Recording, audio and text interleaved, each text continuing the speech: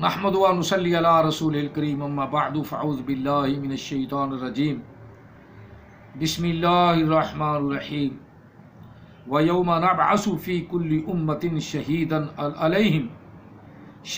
علیہم من انفسہم وجئنا بک شہیدا علی ہؤلاء ونزلنا علیک الکتاب تبیانا لکل شیء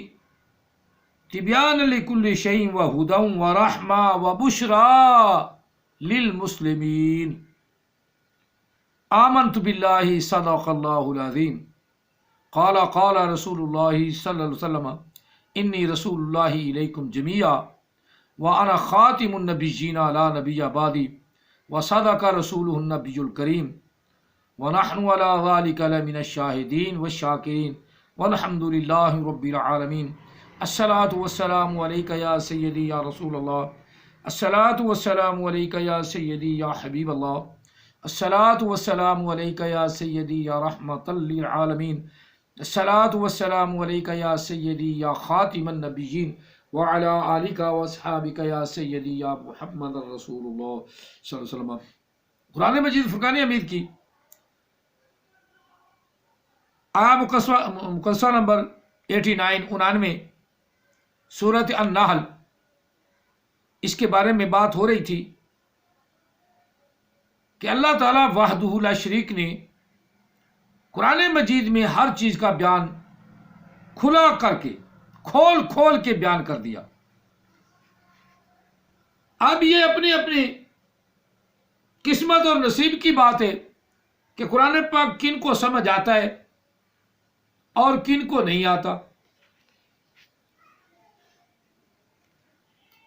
اب یہ تو ہے نا اپنی اپنی قسمت کی بات، لیکن قرآن پاک نے وہ قسمت بھی بتا دی ہے کہ قسمت کی کن کی میں ہے۔ قرآن پاک جن کو مکمل سمجھ آ جائے، جن کو مکمل فائدہ دے، جن کو مکمل رحمت دے، جن کے لیے مکمل رہنمائی دے، قرآن پاک نے بالکل وضاحت کے ساتھ بیان کیا ہے۔ ابتدا شروع ہوتے ہی بتا دیا ہے، شروع ہوتے ہی الف لام میم ذالک الکتاب لا ریب فیہ ھدی للمتقین، ھدی للمتقین، رہنمائی دیتا ہے قرآن مجید جو اللہ سے ڈرنے والے ہیں، متقین، تقوی اختیار کرنے والے۔ فَإِيَّايَ فَاتَّقُونَ، پس اللہ نے فرمایا مجھ سے ڈرو، مجھ سے ڈرو۔ جو مجھ سے ڈرتا ہے اس کے لیے ھدی للمتقین، متقین ڈرنے والا۔ قرآن پاک ہدایت ہے ڈرنے والوں کے لیے۔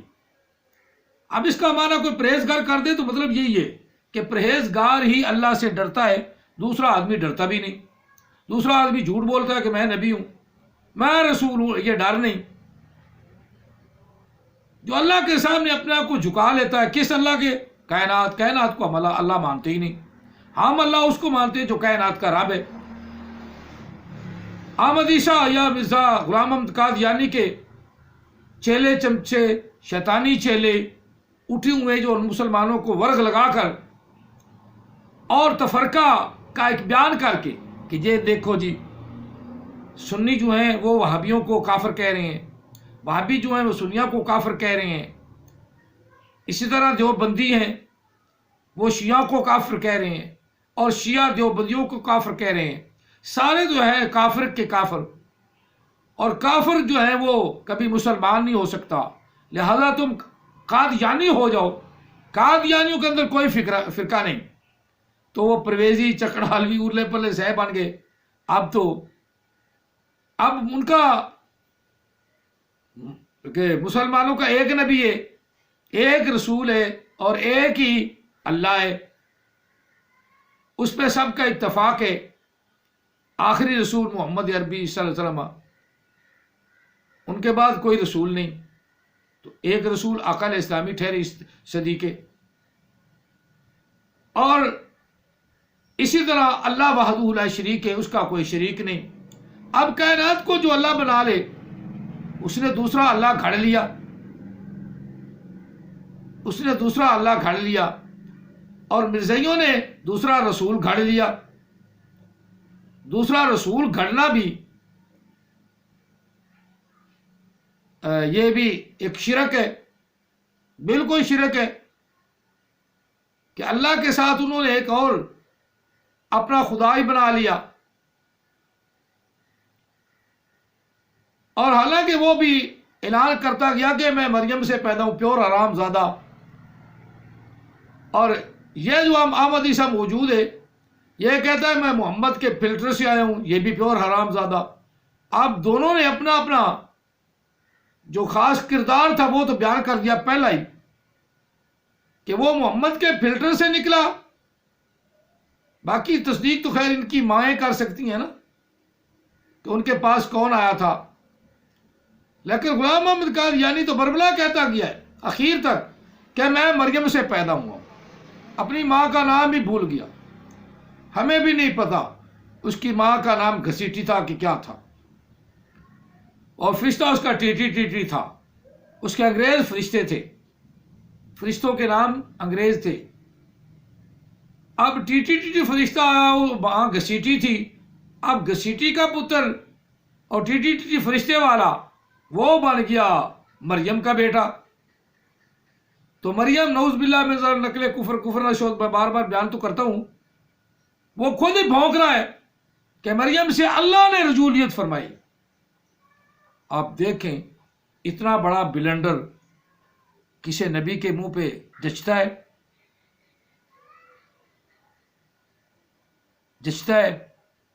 اور اللہ وحدہ لا شریک بس جو ہے ہی کفر، وہ کفر ہے کہنا، اور اپنے آپ کو اس کفر تک پہنچا دینا کہ اللہ نے مریم کے ساتھ رجولیت فرمائی۔ نقل کفر نشد، نعوذ باللہ من ذالک، لعنت اللہ علی الکاذبین۔ اور جو اس کی تصدیق کر رہے ہیں وہ کون ہے؟ غلام قادیانی کی ان کلمات کی تصدیق کون کر رہا ہے؟ مرزائی۔ پھر اگر کوئی بھولے سے ادھر چلا جائے اور چند دن ان کو اچھی طرح کنگالے تو وہ بیزار ہو جاتا ہے۔ بیزاری مٹانے کے لیے انہوں نے کیا کیا؟ ان کی عقل کے پردے بند کر دو، پردوں کا غشاوہ جو اس نے قرآن پاک نے کہا ہے اللہ نے ڈالے ہیں، یہ بھی ڈال دیتے ہیں۔ فوری طور پہ رقم دی، اتنی رقم لے، اپنے بچوں کے لیے کمائی کر، کاروبار ہے تیرا، یہ کاروبار بنایا ہے، اس کے اوپر کھڑا ہو جا، لیکن 10% جو ہے نا وہ تو نے جمع کرانا ہے، اور مرنے کے بعد ساری جائیداد کا جو مالک ہے وہ انجمن قادیان ہوگی، اور لکھ کے جانا ہے کہ میرے مرنے کے بعد میری جائیداد ساری انجمن قادیان کو دی جائے۔ پیچھے سے بچے جو ہیں بھوکے مرتے ہیں، مرتے رہیں، بھاڑ میں جاتے رہیں، انہوں نے مرنے کے بعد فوری طور پہ قبضہ کر لینا ہے۔ بیوہ روتی تو روتی رہے، یتیم روتے ہیں تو روتے رہیں، کہ ایک پیسہ بھی وہ نہیں لانے دیتے، سارا کا سارا وہ اپنے قادیان انجمن قادیان میں وہ جمع کر لیتے ہیں۔ بالکل اب نئے سرے سے تم مرزائی رہو یا نہ رہو یہ تمہاری، اب وہ روتے جاتے پھر واپس آتے مسلمانوں کے پاس، پھر مسلمان کی مدد کر لیتے ہیں۔ یہ بھی مسلمانوں کا بڑا پن ہے۔ اور ایسے بھونکنے والے احمد عیسیٰ جیسے، قرآن پاک جو ہے وہ ایک ناقص کتاب ہے، اس کے اندر ہر شے نہیں ہے، اس کا یہ کل کا جز ہے، کبھی کچھ بھونکتا ہے، کبھی کچھ بھونکتا ہے، کبھی قرآن پاک کو مکمل کتاب کہتا ہے، قرآن پاک کو کچھ کہتا ہے، کبھی کہتا ہے یہ مکمل کتاب ہی نہیں۔ تو اب اللہ کے سامنے سر سجود ہو جاؤ تو پھر علم غیب تمہیں آگا، تجھے تو نہ آیا ابھی تک، تجھے تو لانت ڈال رہا، میں بھی لانت ڈال رہا ہوں، تو تو میرے دل کو غیب سے اپنی طرف نہ موڑ سکا۔ یہ انبیاء کی ہی اللہ نے شان رکھی تھی کہ وہ دل کی طرف توجہ دیتے تھے، مسلمان کی زبان، یا کافر بھی ہوتا تھا، کافر بھی زبان سے کلمہ پڑھنا شروع کر دیتا تھا۔ اس کی مثالیں قرآن پاک کے اندر بڑی ہیں، اور حدیث پاک میں بھی ہیں کہ اکرمہ کو آقا علیہ السلام نے ایک نظر سے دیکھا، پھر ساری کائنات اس کے مخالف ہوگی کہ جا مصطفیٰ کے کریم کے پاس، پھر ہی تیری بگڑی بنے گی، پھر ہی تیری بگڑی بنے گی۔ آخر وہ آقا علیہ السلام کے قدموں میں حاضر ہوا تو حضرت اکرمہ بن گیا۔ حضرت اکرمہ، یہ شان ہے فقیروں کی، یہ شان ہے غلاموں کی، آقا کا عالم کیا ہوگا۔ یہ ہے آقا علیہ السلام کی شان۔ تو رب تعالیٰ بہادر شریک نے یہاں بھی نبی علیہ السلام کو ایک شان عطا فرمائی،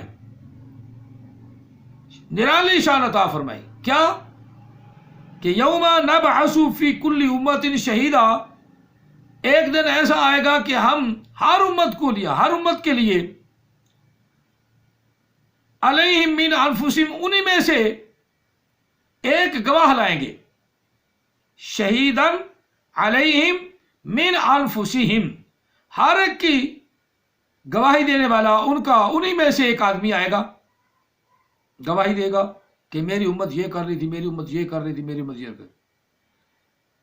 وَجِئْنَا بِكَ شَهِيدًا عَلَىٰ هَٰؤُلَاءِ، اور محبوب ہم آپ کو ان گواہوں پر آپ کو بھی گواہ لائیں گے، عَلَىٰ هَٰؤُلَاءِ، ان سب پر آپ بھی گواہ ہوں گے۔ قربان جاؤں، یہ آقا علیہ السلام کی شان ہے کہ تمام انبیاء اپنی اپنی امت کی گواہی دیں گے، اور نبی علیہ السلام تمام انبیاء کی گواہی دیں گے کہ انہوں نے یا اللہ سچ پہنچایا، تیرے پیغام کو صحیح طریقے سے پہنچایا، تیرے پیغام کو مان و عن پہنچایا، اس میں کوئی بھی خیانت انہوں نے نہیں کی، جو کچھ کیا ان کی امتوں نے کیا۔ بچڑے کو انہوں نے اپنا خدا بنایا تو امت نے بنایا، موسیٰ کلیم اللہ علیہ السلام کی غلطی نہیں، موسیٰ علیہ السلام نے کوئی چیز پیچھے نہیں رکھی۔